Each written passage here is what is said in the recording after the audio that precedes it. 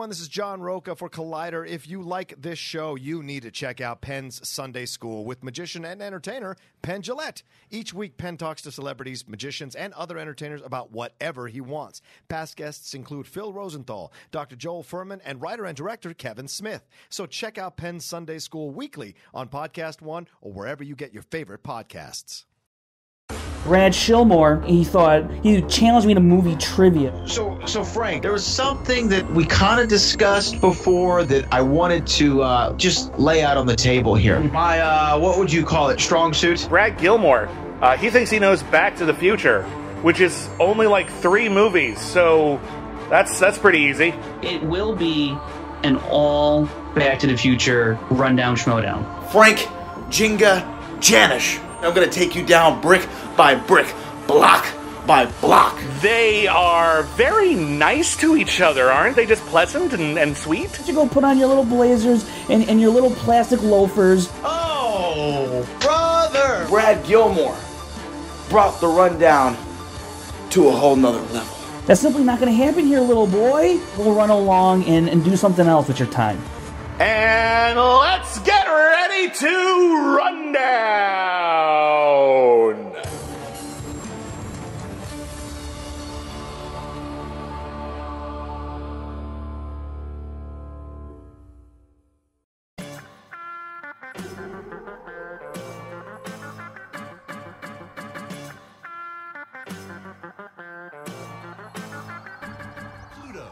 Ladies and gentlemen, it's time for the Schmoedown Rundown. Introducing first, Frank Janisch, and the host of the Schmoedown Rundown, Brad Gilmore. What's up, Movie Trivia Schmoedown fans? Welcome to the Schmoedown Rundown, the official after show for the Movie Trivia Schmoedown. I am your host in Houston, Texas, Brad Gilmore, and I am joined by the man who never thinks that you're old enough to call trick, Frank Janisch. Yeah, that's me. And Eminem won. So, this week in the Schmoedown, right. Crazy stuff with anarchy, man. It's up. It's still up for debate. Now, like I said, I think that I think Eminem's what we've talked about. I'm a big Eminem fan, obviously. I mean, I've loved him for a long time. But it's up for debate. And I think the fact that it's up for debate is not a good thing for Eminem. That's just what I'm saying. That's all I'm saying. Well, I mean, you're just talking to people who want to debate it. I'm not debating it, so it's not up for debate. So Eminem won. There you go.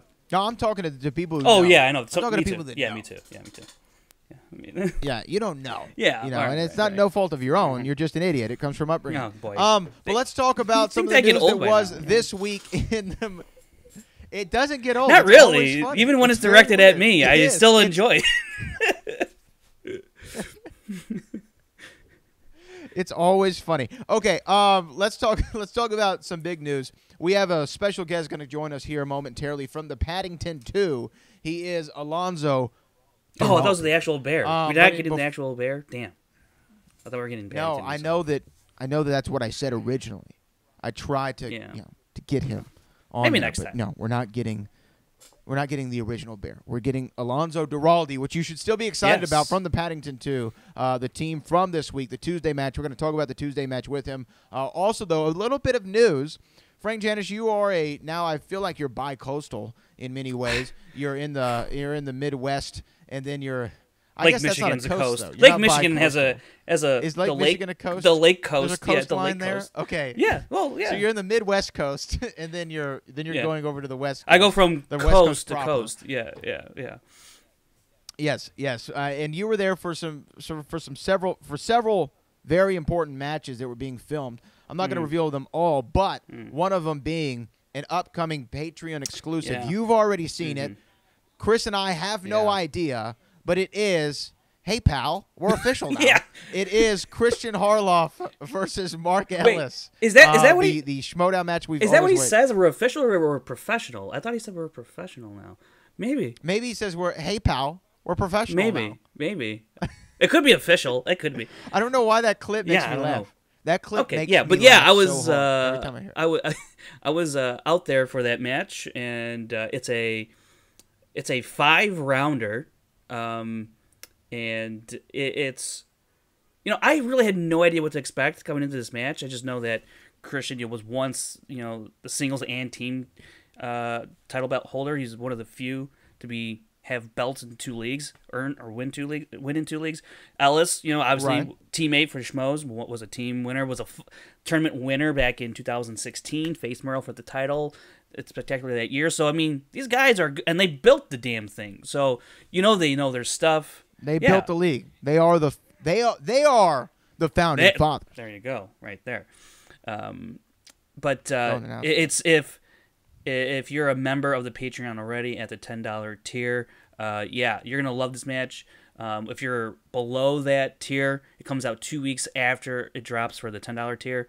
You're gonna enjoy this match. If you're not signed up, hell, just sign up for the $1 and then wait 2 weeks after it's released, and you're gonna see a legendary match between two of the founding fathers of the Schmoedown, between Christian. That's not what we and want Mark them to do. and- We want them to see it the minute it drops. So $10 cheer. Yeah, you if you can do it, SOBs. if Sign up. If not though, at the very least $1. That's what I do. So You should donate $500. Damn it. This is a match of epic proportions. You're going to see Christian Harloff, the man who's still the commissioner, really behind the scenes as far as I'm concerned, the rightful commissioner, the man who's the singles champion, the man who is a team champion. You're going to see the guy whose brainchild we watch and talk about on a bi-weekly basis, or I don't know if that means every other week or if it means 2 times a week. I mean 2 times a week because we're talking about 2 different matches. We get to see this 2 times a week, and then you get to see Mark Ellis, the consummate host, the consummate Baby comedian, Carrots. somebody who we've loved Baby Carrot, somebody who we've loved his quips from ever on. We've seen him go far in the Ultimate Schmoedown tournament. He is a quality player. Christian Harloff, a quality player. They invented the game. They stayed up late at pizza places trying to figure out exactly how the hell they're going to pull this thing off. They did it. It's successful. And now for the first time ever, they clash. They clash. The Titans are going to clash, and you need to spend at least $10 for it because $10 is worth it at its very least. I think it's worth $100. Some people might say $1,000. It's going to be good. No, it's going to be great. It's going to be perfect, and you need to watch it when it drops. Now, did they do it at a pita place or a pizza place? I thought it was a pizza place. You said? Did you say pita? I said I pizza. you said a pita place. It was like the pita pit or something. Okay, I said pizza. All right. Well, it is pizza. I said All right. pizza. Leave me Well, I alone. don't know. Leave me Okay. alone, Janisch. Professional, official, it's all the same thing. It's all the I don't same know. damn I'm thing. I'm Leave me just alone worried. for I'm once. hearing something different. That's all. That's all. But it turns out you're just Now, hearing it all wrong. by the so way- that's okay. By the way, another match that is going to come out here with now almost within a month. We're going to see within a month. It's going to be Brad Gilmore versus Frank Janisch in the first ever Back to the Future Rundown Schmoedown to I might show declare the Back to the Future Trivia Champion of the world. And I'm just saying, Frank, I don't know if you're ready really for it because I'm not even going to study. I'm not going to study for this because I don't need to. I don't need to study, but I'm excited for it. Are you still excited for it? Yeah, I'm excited. I'm excited for it. I like those movies. I haven't watched them in quite a while, but I like them. And it's. I'll get the Cliff Notes version or whatever. Yeah, I'll just. Right, yeah. right. You can go buy that from the local bookstore. Mm-hmm. Yeah. Yeah. Well, I'm excited for it though. So make sure you. No, it's gonna be check out a lot of Collider fun. Podcast Network. I'm excited because the Schmoedown champion of the world, the singles champion, William the Beast Bibiani, will be hosting. Also, Robert Meyer Burnett, will be hosting. I'm excited for it, and I'm just excited to see. I'm excited to test myself. I like to think that I know these movies. Maybe I don't know anything about them. We're going to find out on October the 21st, and if I lose to Frank Janisch, I don't know what I'm going to do. I'm going to make like a tree and get out of here. But let's go to our first interview of the evening, our only interview of the evening. We're going to talk about the Tuesday match between the War Machine and the Paddington Two with one half of the Paddington Two, Alonso Duralde. What's up, Movie Trivia Schmoedown fans? Welcome back to the Schmoedown Rundown. We have a special guest joining us right now via Skype. He is one half of Paddington Two. He is Alonso Duralde. Alonso, how you doing? I'm good. It's the Paddington Two, just so we're clear. I'm sorry. And what is the distinction there? Why the Paddington Two? Well, Paddington 2 is the name of a movie, and the Paddington 2, it's sort of like the Dave Clark 5. You know, Matt and I are the Paddington 2. I appreciate How it. did you decide? How did you decide on the Paddington 2, not just the Paddington? Literally a last-minute thing that just flew into my head. Oh. All right. Well, there you go. So y'all had no idea prior to, and then you're like, oh, the Paddington 2. They were like, do you have a name? And I'm like, I think I do. And I brought it up, and Matt liked it, and we just went with it. That's funny. It wasn't no like divine intervention. There's no burning bush or some piece of butter that looked like the bear or anything. Okay. Yeah, no deep story to go with this, sadly. How many movies are there out there? And I know this is off subject, but how many sequels are there that are out there that are better than the first one? Do you think 2 is better than 1? Maybe I should ask that first. In this case, yes. And, there's a handful. Everybody likes to bring up Godfather 2. I would go with Gremlins 2, The New Batch, which is maybe not everybody's jam. But, yeah, I mean, every so often there are some sequels out there that are better than the first ones. Well, we appreciate you for joining us, Alonso. Talk to me about how did you get involved with this crazy world of the Movie Trivia Schmoedown? Well, I've known Mark and Christian forever. I see him at screenings all the time. We tend to sit in the same part of the theater. So I kind of knew this was a thing. On one time, kind of disastrously, Christy Lemire and I competed as a What the Flick team. And Matt and Gray pretty much ate our lunch. And then I came back to do the free-for-all, which was fun, and I had a good time with that. And so then when they asked me to come back for this thing, I was like, yeah, sure, I'll take another crack at it.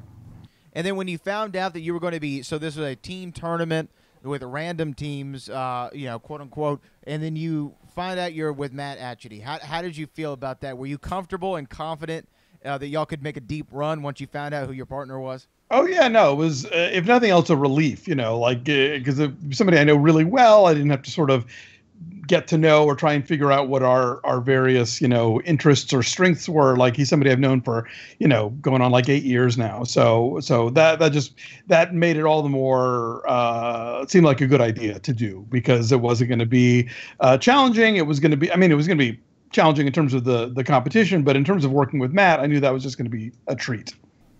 Absolutely. Now, you're going up against the War Machine. When did you find out who your opponents were going to be? Was it day of? Was it day prior? Was it week of?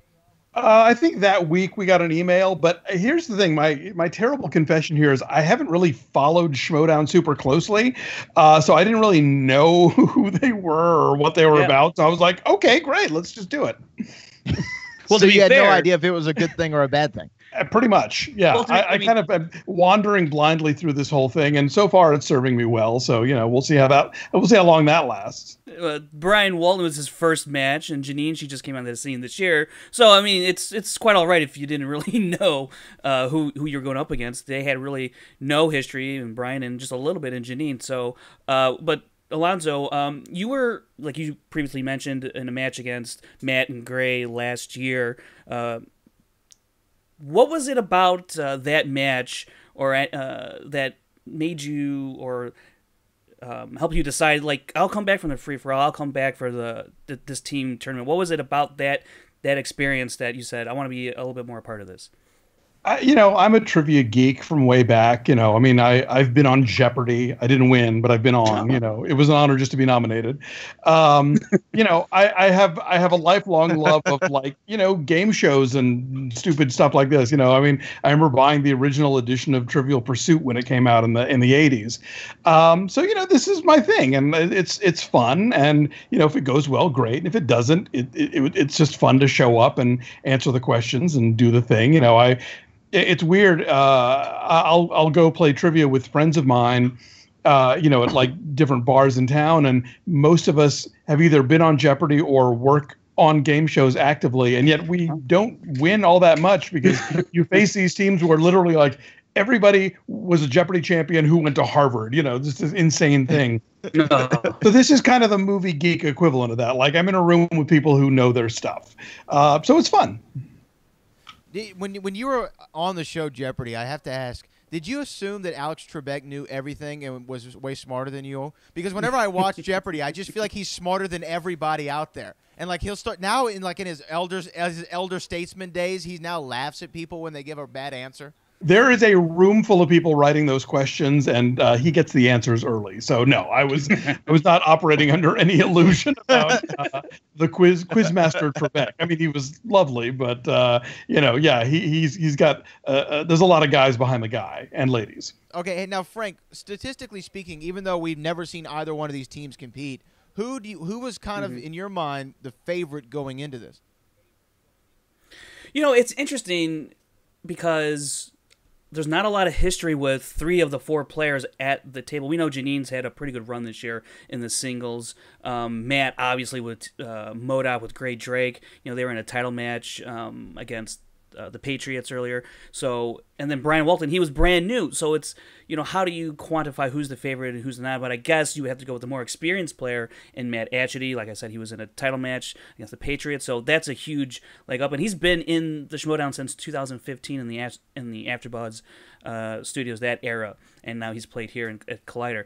So I think you would have to look at the Paddington 2 as the favorite. Also, a lot of people, and I think also just in the online community, also, highly respect Matt and Alonso for their knowledge, their movie knowledge, and I think that goes a long way. Janine, and I didn't personally know a lot about Brian, but I think some other people out there did. But I think reputations were used to garner who might be the favorites here. Okay, yeah, so I kind of was leaning toward the Paddington 2 as well, if nothing else because of their awesome name. But talk to me about getting out there, round number 1. Were there any kind of just feel out process? Did you have any kind of strategy going into round number 1? Did you and Matt talk shop a little bit before and say, all right, this is how we're going to kind of play this?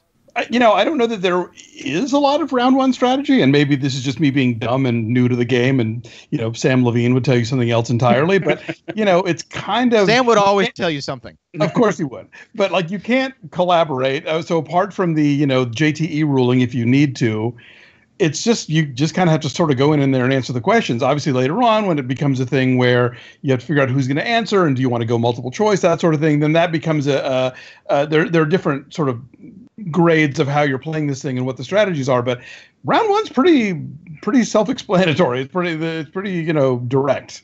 And I guess that's kind of what I meant was there an overall strategy for you and Matt? Did y'all discuss, okay, here's the movies, the categories that I'm better in, here are the ones that you're better in, hey, this is what we want on the wheel, or was there any of that?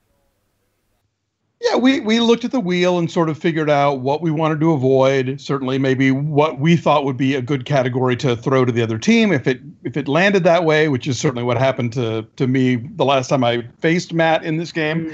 So yeah, we talked about that somewhat, and then beyond that, he sort of, since he's done this more than I have, he kind of reminded me about the asking for more time if you need it, and just a few little details like that, but. Ultimately, particularly for round 1, you just kind of have to, answer the question and go on from there, How did you feel about your round 1? Did you feel like afterward you're like, okay, we got through this, now we're getting some rhythm here? Yeah, no, I thought it went well. It's funny. I consider myself somebody who likes Studio Ghibli movies, but somehow I just don't know my Howl's Moving Castle characters. Yeah. But then neither did anyone else. So what are you gonna do? Yeah, that was the only question you got wrong in that round. You had 7 out of the 8. Matt, he ended up getting 5 out of 8, and Janine and Brian, they get 9 total points. So you guys were up by a decent margin there right off the get go. Does that sort of thing calm you down aside from your personal performance? Well, sure. If you're going to play in rounds and you get to the end of one and you're ahead, that's it's always a boost. But not to say that not being ahead doesn't means it's all over. Clearly, you can let that drive you. You can get more focused than you already were or whatever. But yeah, it was nice knowing that at the end of that round, just on a purely literal level of we were ahead in the score, that was good, but also the notion that there were a lot of stuff that we got that they didn't, which meant okay, maybe we have something of an edge here. And it was pretty close throughout. They gave us a good run. Now, when you got to round 2 and y'all were getting ready to go up there, spin that wheel, was there anything that you were looking for, like in particular? Like, I want to land on this because I know that if we get this, it's pretty much all said and done. You know, I mean, yes and no. I don't know that there was any single category where I would think, oh, I got this. You know, there was also, I don't know, there weren't necessarily any categories where I thought, oh crap, I hope it's not that. You know, so they were all sort of in the middle somewhere. Like, you know, you could throw out something like the 2000s and think, okay, well, yeah, I have a pretty firm grip on that, but then obviously there could be questions you could totally miss. You know, or so yeah, I didn't feel super confident about anything, but neither did I feel nervous. Could you guys, well, when you spun first DiCaprio, you guys passed on DiCaprio, but then you end up on Kate Blanchett. So, or Blanche. How do we pronounce it? Blanchett. I just realized I've been saying that all wrong. Yeah. Yeah, there was many iterations of that name said in that round. But why go away from DiCaprio? You know, he's somebody that I've probably seen most, if not all, of his films, but I don't necessarily. He's not the kind of person who makes the sort of movies that I have at my fingertips. Like, if you start asking me questions about The Revenant, I'd be like, there's a bear in it. You know, like, I don't have a ton of facts at my at my fingertips. So I'm sure we would have done okay in a DiCaprio category, but given that we had a second spin, and again, there was nothing on the wheel that I thought was just like poison, avoid. You know, it seemed like we could maybe do better, and I think ultimately, if you handed me those two as a choice and said I could pick, I would have gone with Kate Blanchett. Yeah, because you got that Babel. Like you got the Babel question. You got the Babel question right. I was like, wow, that's not really a far-reaching movie for a lot of folks. But you knew that one seemed pretty early on in that question. You know, look, I'm a gay guy. I like my, classy Oscar-winning lady movies. What can I tell you? So, I in a pinch, I just thought between the two of them, yeah, I think I'd have a better shot at Blanchett, and it turned out okay. Man, I hate The Monuments Men, and I hate that movie. I wanted to like it so much. I really did. I wanted to like it. And you probably know this better than me, Alonso. Have you ever been in a film that you went in knowing that I want to like this movie, I'm excited about this movie, and then you're fighting yourself throughout, like as you're watching, you're fighting yourself saying, I'm trying to convince myself to like this?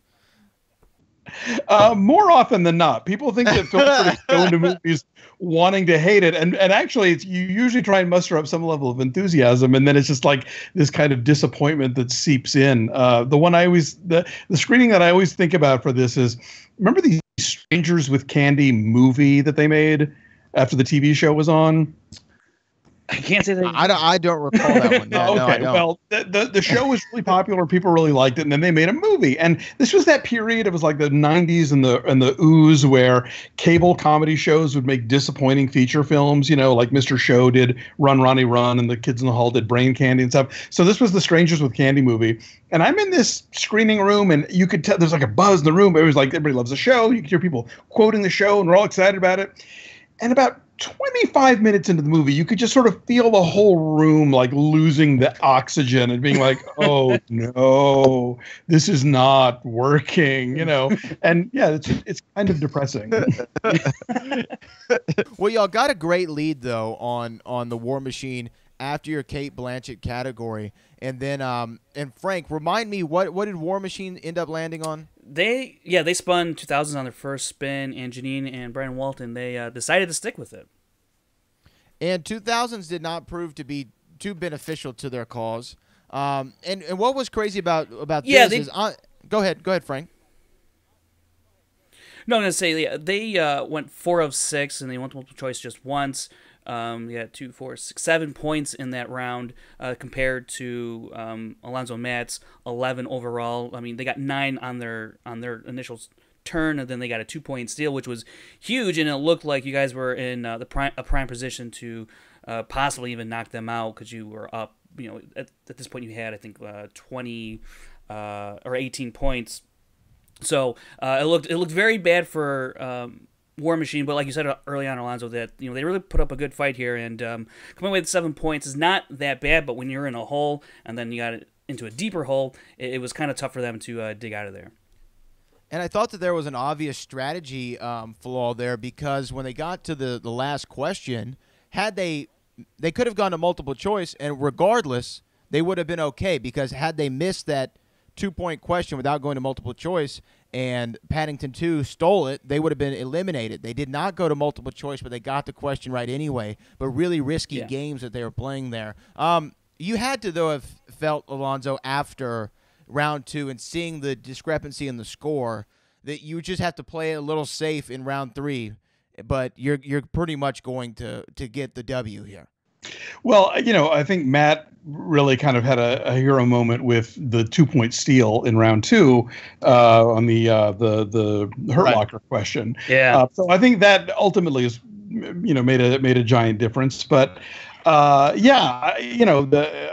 still sort of learning what the strategies of all this kind of stuff is. But certainly, I think I learned what not to do watching how their round wound up with the struggling to get.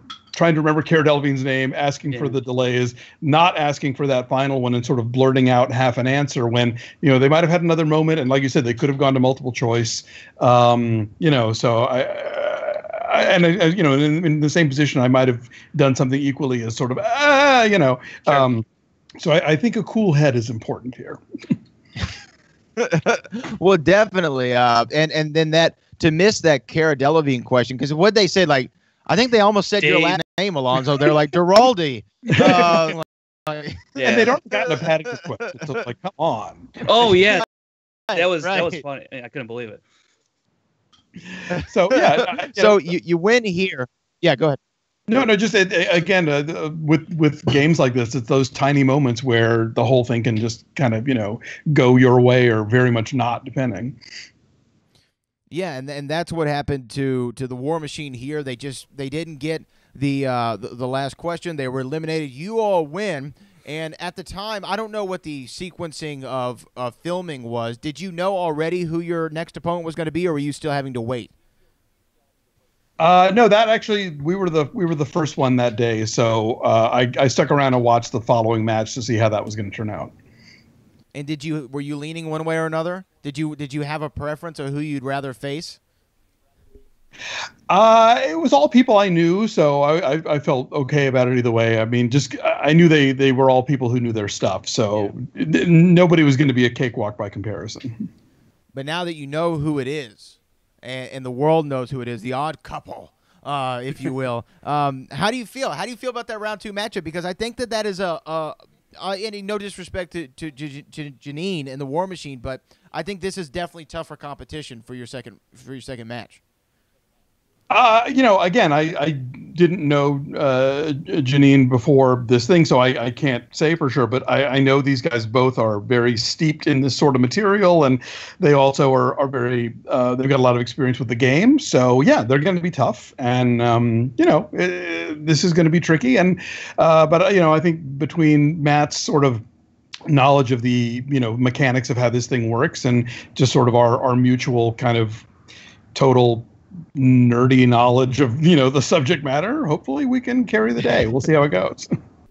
Now, I guess this might be a silly question, but sometimes teams, like we have, there's a team in the league, the Wildberries, and I don't think the Wildberries are out there to just go win all their matches. I think a lot of times they're out there just to have fun and to entertain.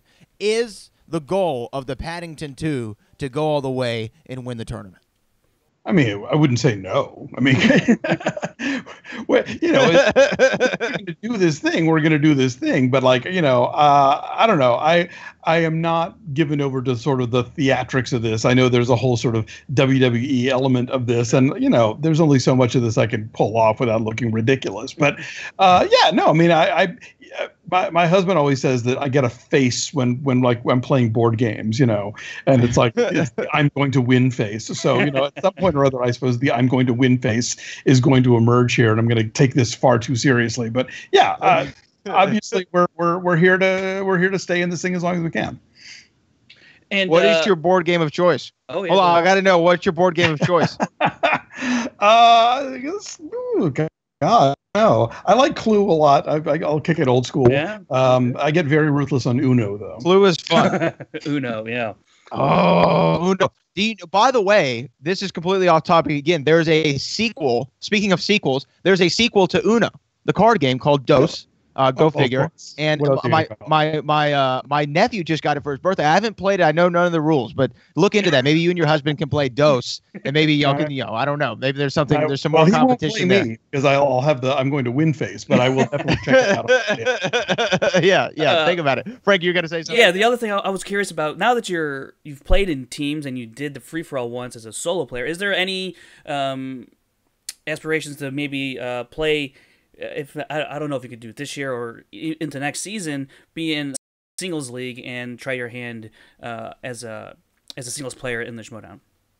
I mean, I'm open to it. I feel like such a noob here. I don't really know this world as well as so many people do, and clearly a lot of people, both the players and the people who follow this online are really kind of steeped in the lore, and they know the stats and all that stuff. But I'm having a good time, and as long as I'm having a good time, I would be totally open to coming back for more of this. And now, Alonso, we appreciate you for taking the time to come on. Let the people know where they can find you and how they can support Alonso Duralde. Sure. I'm at A Duralde on Twitter, ADURALDE. I'm the co-host of the Linoleum Knife podcast. We're patreon.com/linoleum knife. Also co-host of the Who Shot Ya podcast at MaximumFun.org. I'm the reviews editor for The Wrap, THEWRAP.com. And am I leaving anything out? What is Who Shot You about? What is that podcast about? Who Shot You is a movie podcast. It's me and comedian Ricky Carmona and April Wolf, who until recently was with Ellie Weekly and Village Voice. And it's basically a movie podcast from three people who are not straight white guys. No offense to straight white guys. You got there's enough out there. None taken. None taken. Wait, is the name from the Biggie song, or was that? It is. It totally is. You just left the name. Who? Okay. Awesome. Okay. Well, then we are even more. We are becoming friends very fast here. Well, Alonso, I appreciate you for coming on the Schmoedown Rundown and taking some time with us.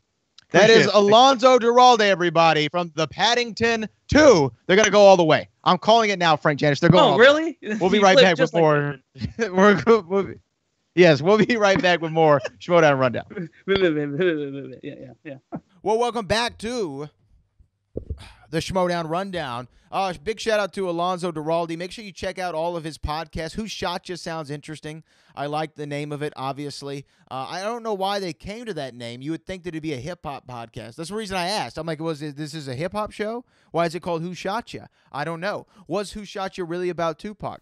I don't know. Oof. One of life's mysteries. It's Ask one of Diddy. life's mysteries. Yeah. Hey, don't. By the way, the Diddy line on Kill Shot. What are we talking about here? What a crazy line. What a crazy line. Come on. That was great. I'm just kidding, Diddy. You know I love you. Yeah, whatever, Eminem. You're not getting better with time, Em. Yeah. Put down the pen. But no, I'm just kidding. I still love Eminem. Yeah. I just think that there's a debate about who wins. I just think there's a debate about who won. There's not. I don't know any MGK song except for Rap Devil. That's the only song I know by him, and I thought it was very solid. He had a great delivery. There were some good shots. It's fine. We know you get nervous, Rabbit. We see Mama Spaghetti all over your sweater. You should lose yourself in the records that you made a decade ago. They were better. According to them, you're a national treasure. Oh my God. And like, he has the audacity to say that when MGK hasn't made shit. Like, okay. Anyways. I'm not afraid. Okay, Oscar the Grouch, go sit on the couch. You got an Oscar. Gosh. Damn. Can somebody else get some food in their mouth? It's good stuff. Oh, what a man. whiner. It's just whining. That's all that is. It's whining. Anyways. Well, yeah, he's whining. You're the one that called Diddy. Then he conference called Jimmy. They talked to me in the morning. Say you mad about a tweet. Swear to God, whatever he said. Didn't believe him. Anyway, let's move on. Your camera is blurry, Frank Janisch. Get your act together. My knees are weak. Arms are sweaty. Knees weak, brother. Let's talk about the Friday match. We got to see two big teams. Tell us about the interesting matchups that we saw, Frank Janisch. Oh, I was really excited to see Mark and Draco and Jeff Snyder. They're the odd couple. I mean, that is such on-the-nose name. I love it. And then they're going up against Team Sebs. Sebs, now, Brad, if you didn't know, that's in a reference to Seb from La La Land, which we all know Scott Mance is probably the biggest fan in the world when it comes to that movie, and he was teamed up with Sean Gerber. His previous it was Sabina. Sean, very new to the league. Scott, a veteran of this league, as well as Andreyko and Snyder have been. We know their histories very well. So this was going to be a very interesting match because if Scott's on, and they talk about this too, if he's on his game, he's good. He's very good. And Sean has proven to be a very steady teammate when he's been paired up with Sabina. So I was very interested to see how this would play out. This actually turned out to be a pretty interesting match for a couple of reasons, aside from the outcome. Yeah. Well, first off, they talked. I think it was Christian who talked about it in the prelude to this match. The energy levels of Scott Mance and how Jason Inman was good at trying to reel him in. I think that Jason Inman being good at reeling him in is still up for debate. I think that he still had high energy levels throughout. Yeah. I don't think that anybody could reel him in. So I actually thought right off the bat that was going to be an issue as far as chemistry goes for the team with Sean Gerber. I didn't know if they were going to be able to gel real well. quick. If Inman has reeled in Mance, that's the Mance we see reeled in. Jesus, imagine the Mance unreeled, unwound and hellbound would be that Scott Mance. But I thought that was going to be a real issue. Then I thought about Mark Andreyko and Jeff Snyder. This is a solid team. I mean, this is one guy who almost Jeff was excited from the get-go about this. Right, and this is one. Yeah, remember he was like, "Yes!" on the team announcement video. Yeah. So we knew that he was excited about his partner. I didn't really know what Andreyko said, but when you think about it, Mark Andreyko almost had a shot here for the championship. He almost could have become the champion against William Bibiani, and then you have Jeff Snyder, who's one half of still the greatest team of all time, competing. Yeah. In a team format. You would have to think if you're Mark Andreyko, having one half of the greatest team of all time in a team tournament spells out well for you. He knows the format. He understands how it's going to go. And I'm speaking about Jeff Snyder, and he understands the team division probably better or to the top 3 of any player out there. And he knows how to hit strategies, and he knows what he's good at. I don't know. I just thought that this was a really solid team on paper. Yeah, like I said, when you look at what they've done in the past, and Andreyko recently as well, they were a scary team. I think everyone saw on paper this is going to be a really, really good team that can make a deep run because of everything you just said about Jeff and what Andreyko has done this year. And then you look at Scott Mance, and like we said, when he's on, and Sean been a very steady player. And interesting to note too that Snyder has played against Scott Mance before in a title match when he was part of Team Trek, so he kind of knows, what can get at Scott Mance. Also, I know I'm jumping ahead a little bit, but I don't feel like Snyder really had to do anything once the wheel was revealed. Because there was a certain slice on that wheel that did all the work for Snyder. So, well, we'll talk about the wheel when we get there. Let's just talk about these round number 1 for these players. I thought, kind of like I asked you in the interview with Alonso, who was the favorite, and I thought that the Odd Couple was pretty much the favorite, and I don't think there was a lot of debate to that. I think they were the obvious favorite, right? Yeah, clearly. I mean, again, Snyder, champ, Andreyko, this close to winning a title, and given his previous history with all his matches. So, yeah, this is a pretty easy one to say they're the favorite. Yeah, so let's talk about, though, the round number 1. Do you have stats, Janisch? Do you actually are going to live up to your name for this? Yeah. Because I asked you earlier if you had stats, and you're like, do I have stats? Yeah. In like kind of a dickheady That's not way. what I said. Should That's I not what have I said. stats? That's what I should said. I have stats? Should Still. I? Question mark. Okay. Yeah, well, should I? Yeah. Thanks for your sarcasm. Stuff your sarcasm in a sack, mister. Let's talk about the stats for round number 1. A stat sack? You stuff it in a stat sack? We've done that before. All right, so round 1, Odd Couple's up 9-7. And what's interesting about the first round here is that Draco and Snyder had pretty average rounds here. Sean Gerber, he had 4 points. Scott Mantz had 3. So right off the bat, not looking good for Team Sebs. It was interesting to see Snyder hit 5 because he's usually in that 7-point range. And Draco, this is about normal for him, 4 or 5 points. He has the capability, the ability to get a perfect round, 7 points. But for whatever reason, he hovers around 4 or 5 points for his career in first rounds, the 8-question first round. So the fact that they were only up by 2, I thought was very interesting because the wheel can make the world of difference. And 2-point lead for Odd Couple, it's still a lead. What'd you think, Brad? Yeah, I mean, I honestly thought that we'd see a little bit more high scoring from the Odd Couple. I mean, I know that 11 isn't bad whatsoever at all, but I just thought that we'd see a little bit more. But I did think that they were off to a good start. And man, really, the story isn't round number 1. The story is not round number 1 at all. The story really is round number 2. So I think that we need to spend kind of the majority of our time here. First, let's talk about the round, the wheel, I should say. Man, Scott Mantz and Sean Gerber go up to spin. And did they spin classics first, right? Yeah, they spun classics. They spun classics on that first spin, and they decided we later find out that Scott Mantz, they keep it, but we also find out that Mantz was modern classics and whatnot. But when that wheel was revealed, he saw Ben Bateman's face all over movie release dates. Not to mention Cameron Diaz was also on the wheel, so he had like 2 versions of his kryptonite right there on the wheel. It was a rough way to start that second round without even spinning the damn wheel.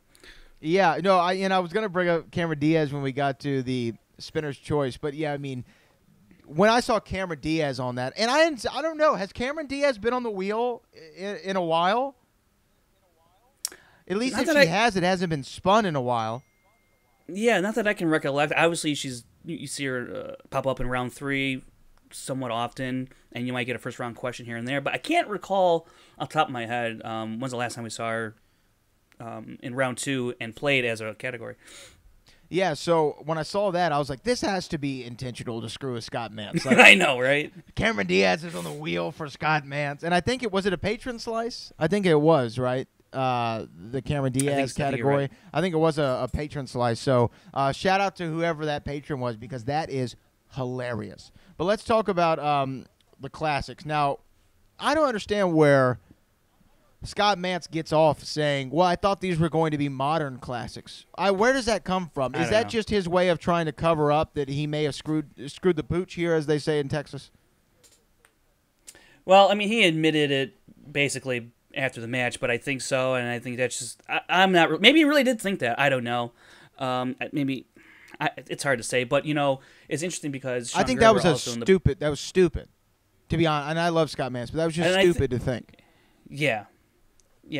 I think also with Sean Gerber, we saw him really sell himself short here. I think he revered Scott Mantz a little too much.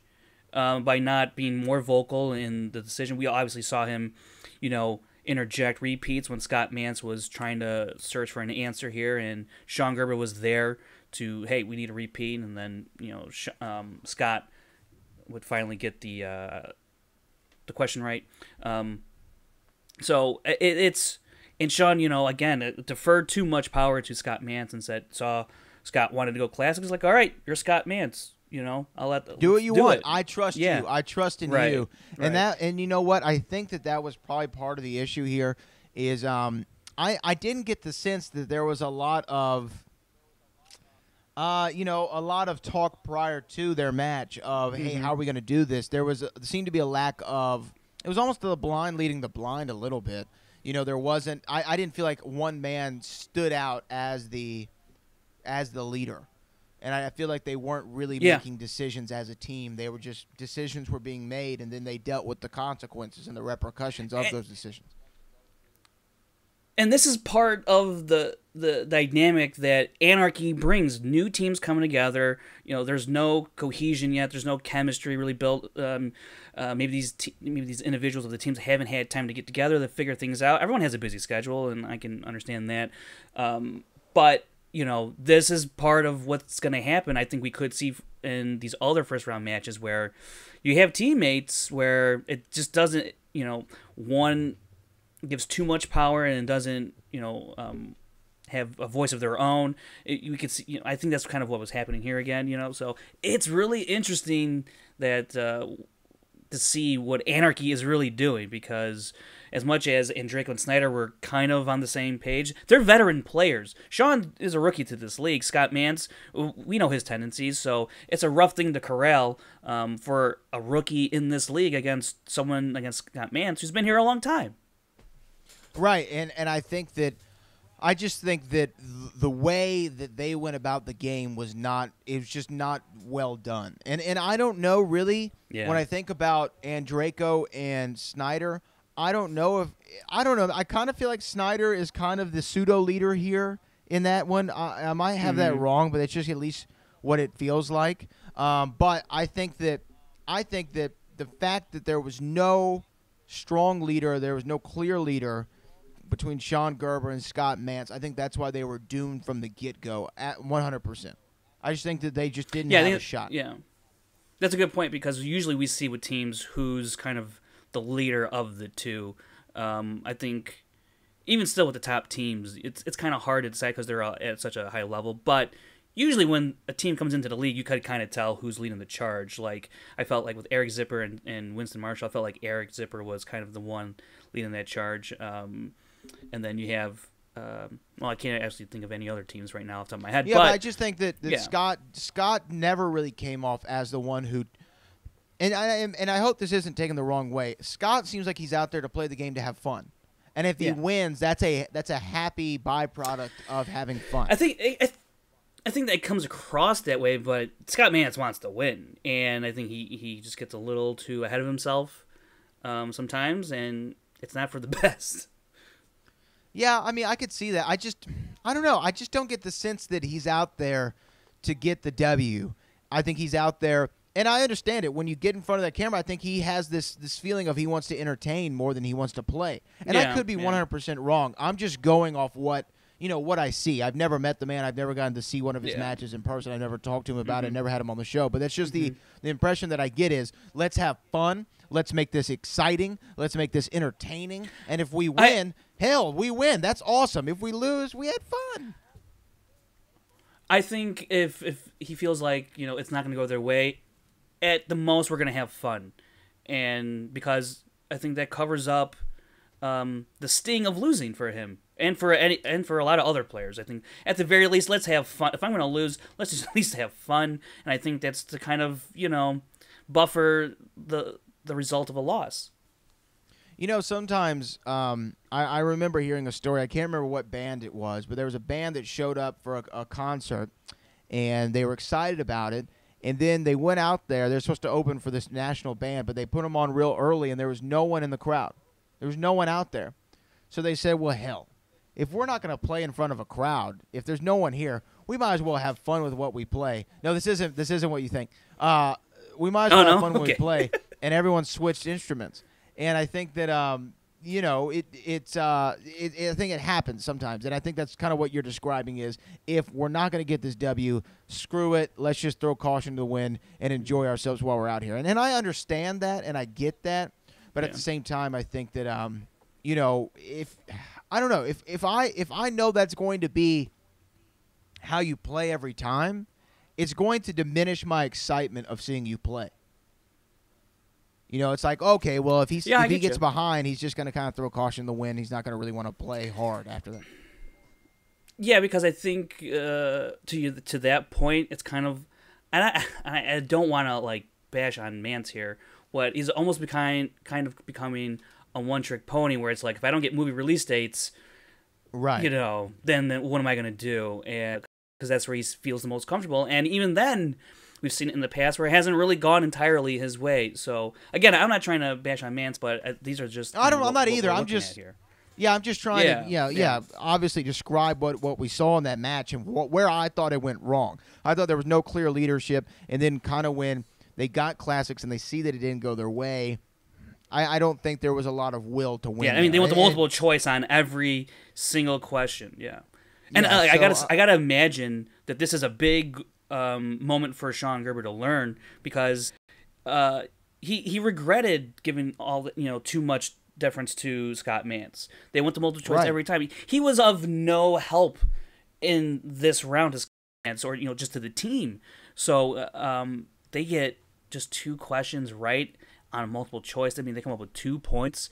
That is just brutal stuff. They went to multiple choice all 6, and they could only get 2 points. That's something else. Not good is what it is. So yeah. They were 11 before the odd couple ever went up to spin, and then they spin, and of course they get spinner's choice. And I think that they saw that, hey, as long as we pick something that we know we're going to be at least decent at, we're going to have a big lead going into the 3rd round, and the odds are in our favor at this point. So what do they pick? What do they pick, Frank Janisch? They pick Cameron Diaz. And we got to hear the classic line from Scott Mantz. Cameron Diaz. Yeah. That, you know what. Yeah. This was an interesting pick when I'm watching the match, but obviously listening to the post-match interview, we learned their thought process. And what that revealed is they still have some figuring out to do. They still have some team building to do. But in that moment, they exhausted all the time that they could exhaust, they could use, and they came to Cameron Diaz. I thought personally they might go 80s, just because I felt like that's back further enough where Andreyko would, be very useful. Same thing with Snyder.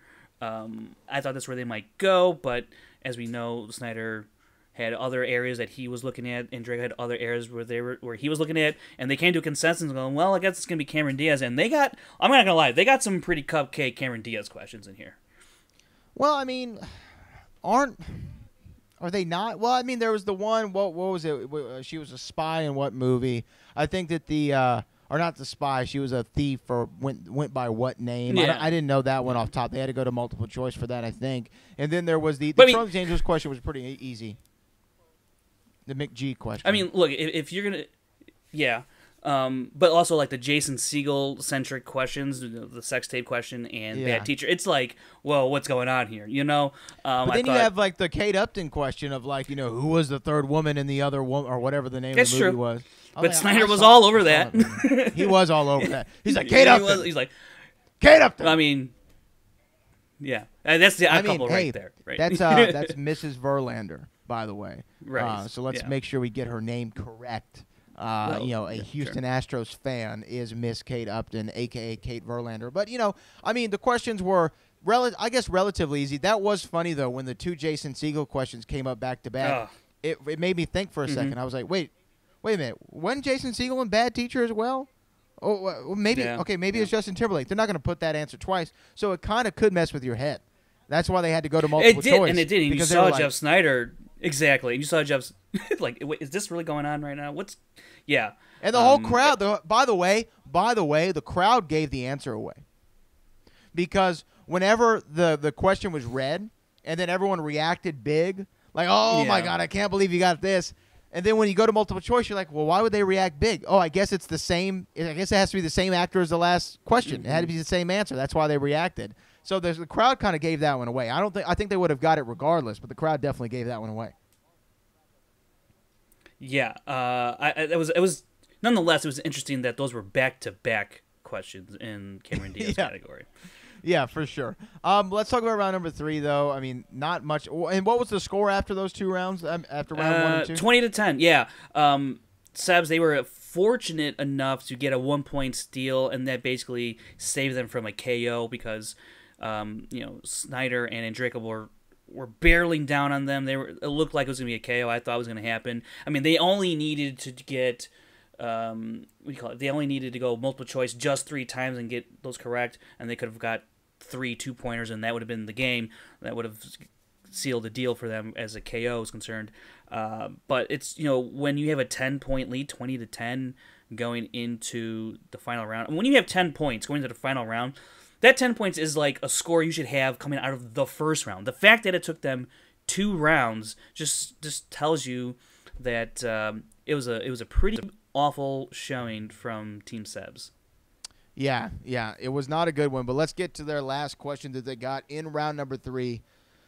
Oh man, it was coming of age. Aaron Turner must be losing his mind.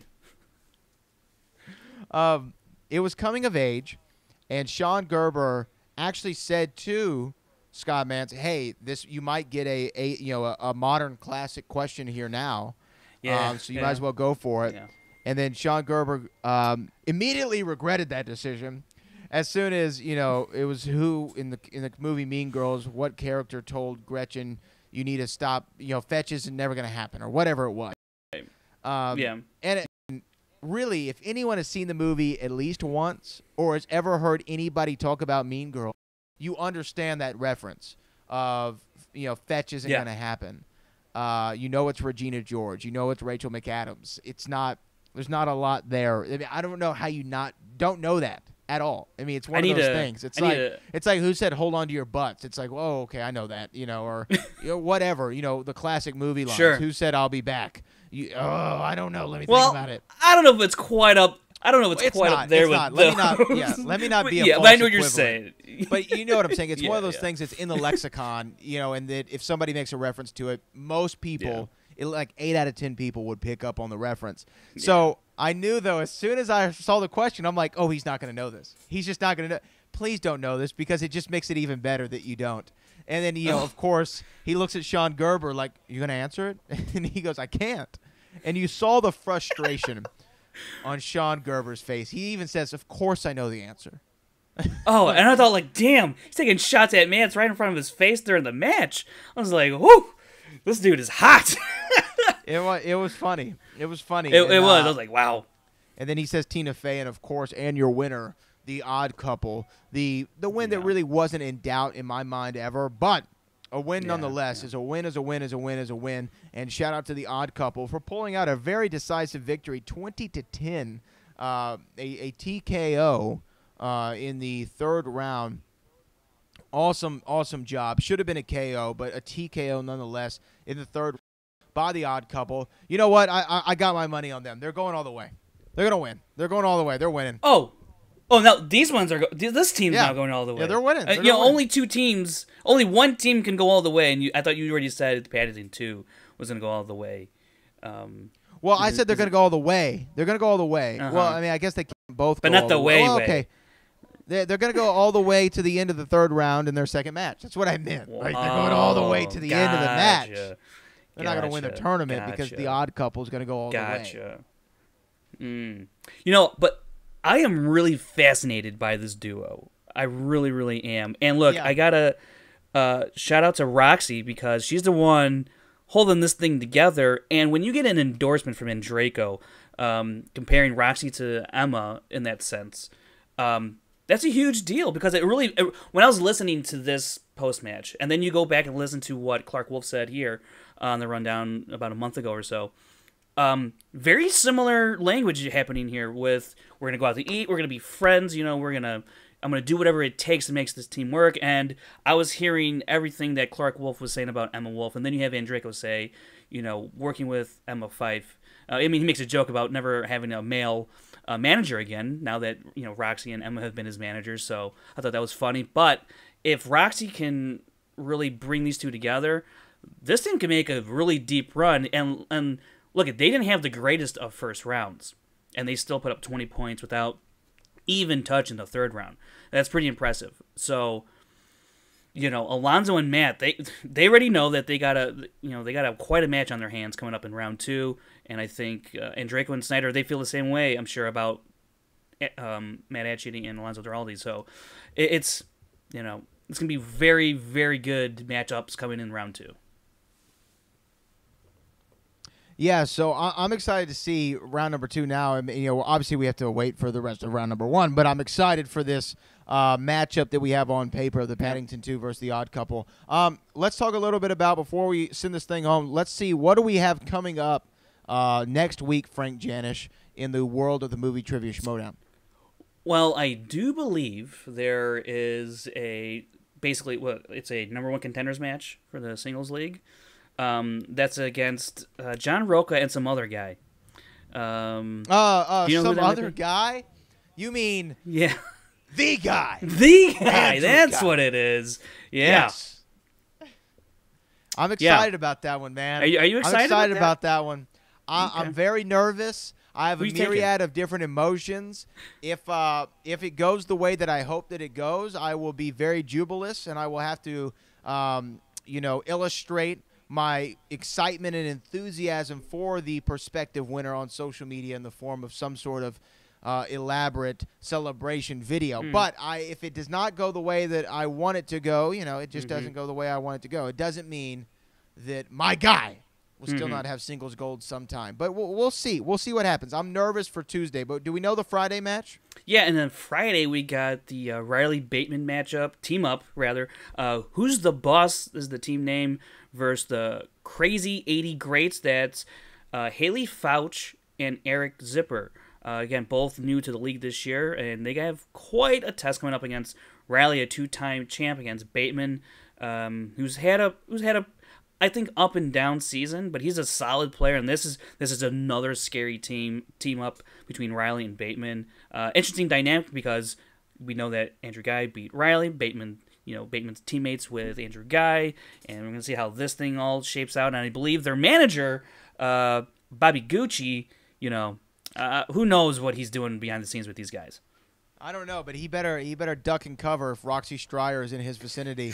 Let's talk. And I wanted to plug though. Speaking of Riley and Ben Bateman, the Riley Roundtable episode number 15 is called Schmoedown Strategy with Ben Bateman. So they discuss, I guess, their strategy for the upcoming match. I encourage you to all go check that out here on the Collider Podcast channel. You can follow me on all social media at Brad Gilmore. Make sure you check out my website, Brad J. Gilmore. You can find all of the podcast, all of the entertainment that I provide on a weekly basis on there, including this show. Frank Janisch, let people know where they can find you. Yeah, just on Twitter and Instagram at FrankieJ29. That's all he's got. And sites/Google / homepage / default.com / Schmoedown -- stats : Oxford, comma. Let's go to Chris Clark. Chris, where can people find you?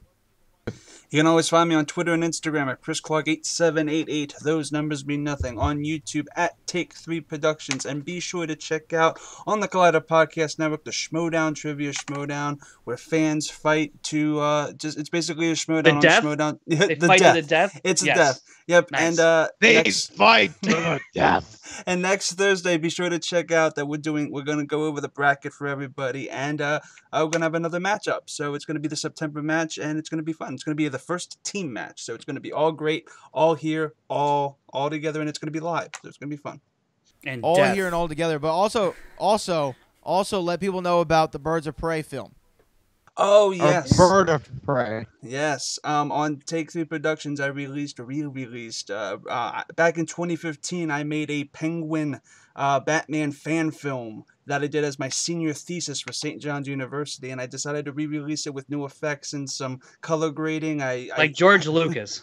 Yes, it's up there on Take 3 Productions. I'll probably put Special the link edition. in the description. Yeah, I'll put the link in the description. Make sure to check that out. It's a fun movie. There are flaws in it, but I'm still very proud of it. I want to say something real quick. If I can entice some people to watch this, about 20-minute mark, there's like 3 minutes in there where I go, this is like the makings of a certain kind of film. And I was like, Chris Clark, I see what you're doing. So take that as you will, listeners. Go check it out. And by the way, Chris Clark is he's a great penguin.